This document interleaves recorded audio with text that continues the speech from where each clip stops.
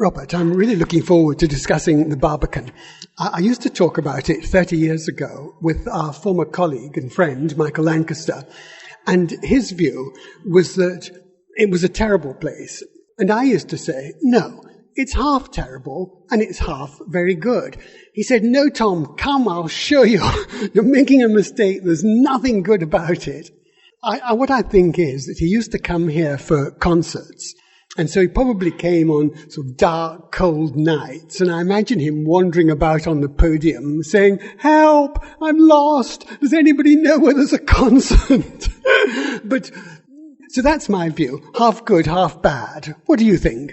Well, that was going to be my question to you, define what's half good about it and what's half bad about it. In terms of its original aim, one of the things that it definitely has achieved is to get people living in the City of London again.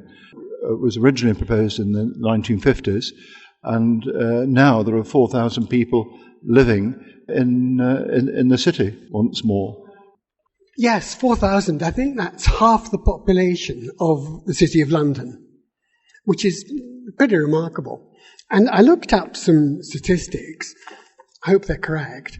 It says that it's a 40-acre estate, of which there are 23 acres of public open space. And of that, 12 acres is podium and 11 acres is the rest, which is, I suppose, mainly private.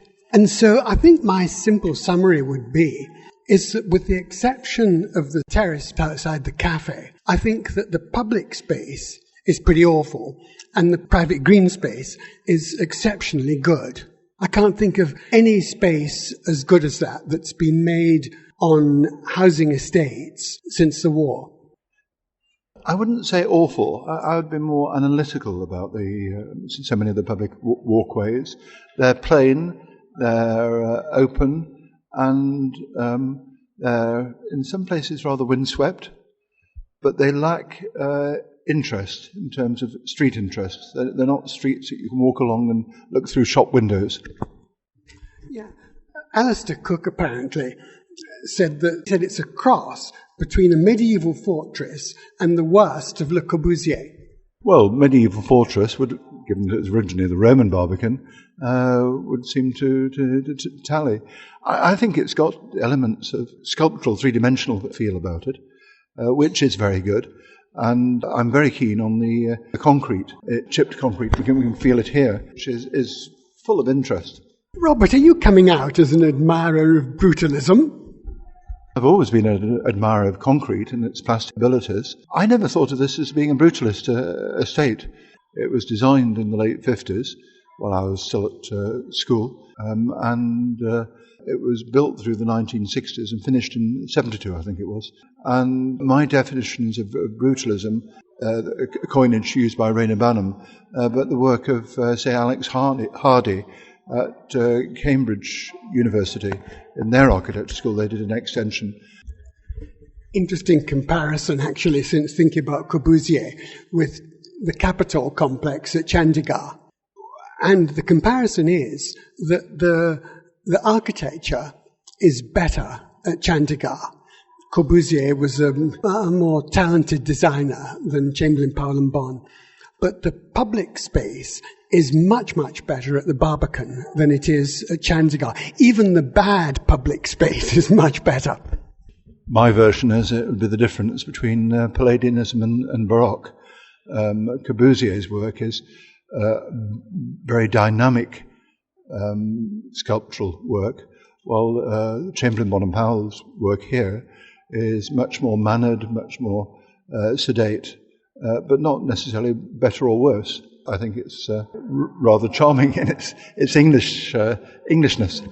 The public open space at Chandigarh lacks social, aesthetic and ecological quality. The space at the Barbican, I'm thinking of the public podium space now, under the pilotis and between the pilotis and the balconies.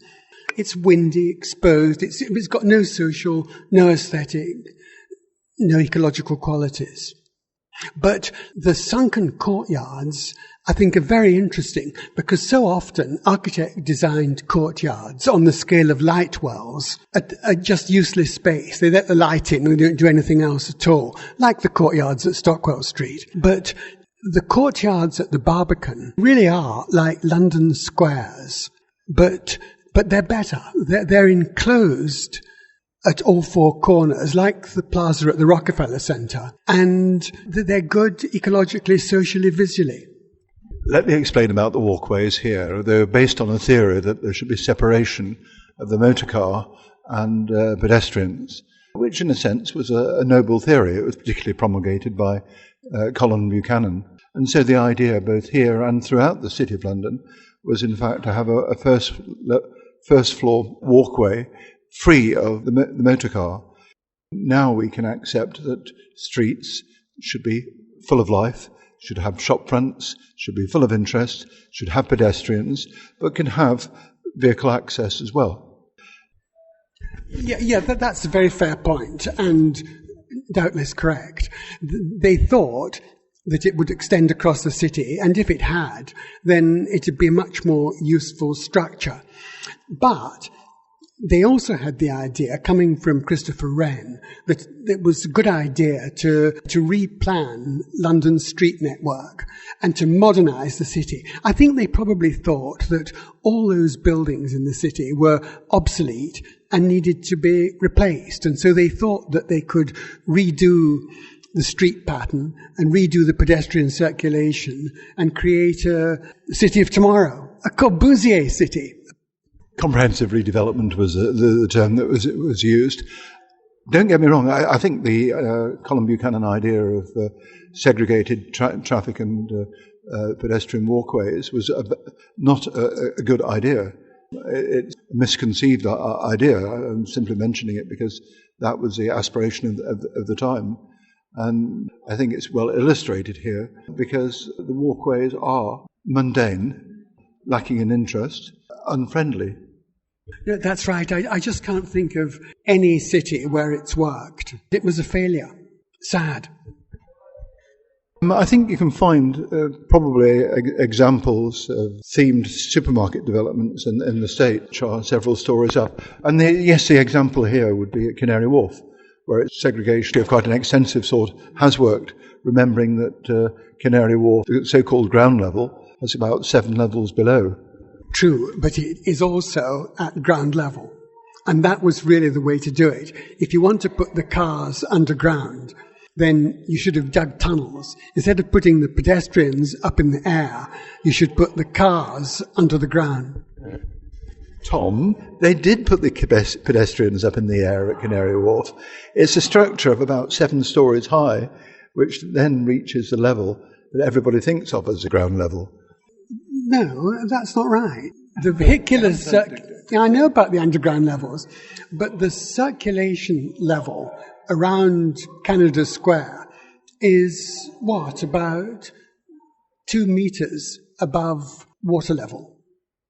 And so that was the old level of the quays between the docks. I mean, it is about 1.5, 2 meters above that level, but it's not the 6 meters, which is what you've got for the podium at the Barbican. I'd just like to get back to why it is that the courtyards are so successful. And I think it's partly the physical aspect that I mentioned, but it's also that it's private space for the residents. And for some reason, possibly because of providing space for the public through planning gain, so much of the open space that's provided around apartment blocks in London has been wasted space. It's been slope. It's been space left over after planning. It's just been grass, paving, paths for fire escapes. Whereas here, because it's either communal to the residents or there are small private gardens for the residents, it seems to me it's worked dazzlingly well. One of the great things about the Barbican is not only has it been built, it's clearly a very expensive development, but it's been maintained remarkably well. Money has been put into the maintenance, for which we have to thank the City of London, the Corporation of London, who are the developers here. So in a sense, it's an example of state-funded and state-run development. It's Corporation of London. And as a result, there's been redevelopment, there's been making good, which you so often don't get with what you think of as ordinary council estates. It would, in fact, be really good to see public bodies still engaged in land development for private housing. Because they've got long-term interests and a concern for the public good, they are in a position to do much better than private developers, and we don't see enough of it. I think both in relation to local authority housing development and also housing association development, that can apply both in on profit making. And part of our problem at the moment is we're not providing nearly enough housing in the country as a whole. Completion levels are down to early 1920s. There's also an interesting professional question. I wonder who designed the private open space at the Barbican. Did they employ a landscape architect, or was it the architects who did it? And I also wonder very much if they had employed a landscape architect on the podium spaces, which are so bleak, if they might have got a much better result than they have got. Even now, I think they should commission a landscape architect to review those spaces. They need to respect the historic character, but much could be done to make them better than they currently are.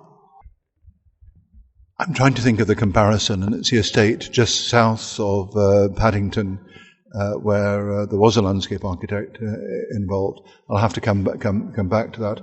In terms of the Barbican, I don't think either of us know the original history of what happened in the 1960s, and we need to find out more. That's going to appear in the number 2 video that we produce on the Barbican, hopefully next year. But there have been landscape architects involved since. In the early 1990s, Janet Jack Building Design Partnership was commissioned, particularly to look at the public areas. And most recently, Nigel Dennett at the University of Sheffield has been redoing the planting in the areas that were laid out by Janet Jack. Yes, Nigel Dennett has done a good job with regard to the aesthetics and also with regard to the sustainability aspect of the planting. I don't think he had the opportunity, it probably wasn't in his commission, to consider the social aspect of the spaces he looked at. An example that interests me is Jellicoe's Motopia, which also has sunken courtyards and also has a large communal space and also has strips of private garden space adjoining the blocks. That was published in 1961, and it's possible that it influenced Chamberlain, Powell and Bon. I don't know, pure speculation. It's the water gardens south of Paddington Station that I'm trying to think of. Who designed it? Philip Hicks. Philip Hicks.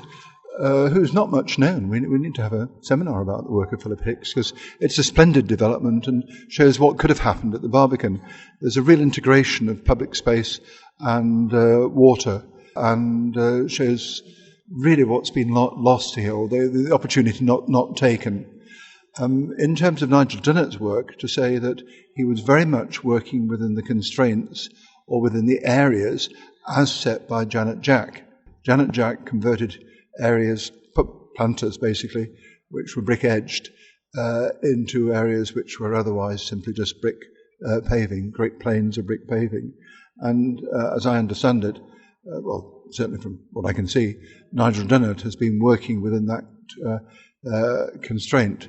What doesn't appear to have happened, both in the early 1990s or has been any consideration of the overall water circulation throughout the estate, with the ideas of reusing water, collecting water, and feeding the water into the pools and fountains, and also using it in irrigation. And unless I'm wrong, I think that's a huge opportunity not taken. The other issue is the extent of the roof garden planting. And I'm not clear as to whether that is being tackled in the current refurbishment. Although the areas might not be usable, it would slow down water and relieve the drainage. It would be a very good thing in terms of sustainable urban drainage, SADS. The project I've seen cited as an influence on the Barbican is Dolphin Square in Pimlico, which was, 1939, I think. And it's got a comparable use of terrace blocks to create courtyard-type spaces, but no podium and not the brutalist towers that you've got at the Barbican. I think at the spaces, the courtyards at the Barbican are better than the courtyard spaces at Dolphin Square. Do you agree? Well, they're more open, rather tight courtyards, orientated towards the river, so that would be not north-south, I think it's the east-west orientation. And they catch quite a lot of sunlight, but you feel very enclosed within those courtyards. And then the treatment, or the landscaping, is the landscape design is very neoclassical in a rather wishy-washy 1930s way. But it's a pleasant place at Dolphin Square. But it's a pleasant place to live and to use. I mean, I used to play squash there in the 1970s and swim there as well. Well, Robert, it's a pity Michael Lancaster's not here to put us both right, but it seems we're agreeing with each other and disagreeing with him. We seem to think that the Barbican is half very good and half not very good. But the point is, the half that's not very good can be put right. Yes.